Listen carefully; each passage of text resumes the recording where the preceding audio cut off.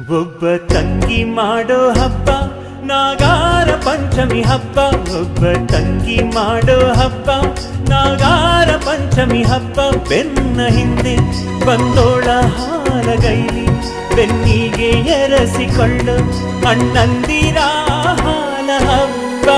ಒಬ್ಬ ತಂಗಿ ಮಾಡೋ ಹಬ್ಬ ನಾಗಾರ ಪಂಚಮಿ ಹಬ್ಬ. ಒಬ್ಬ ತಂಗಿ ಮಾಡೋ ಹಬ್ಬ ನಾಗಾರ ಪಂಚಮಿ ಹಬ್ಬ.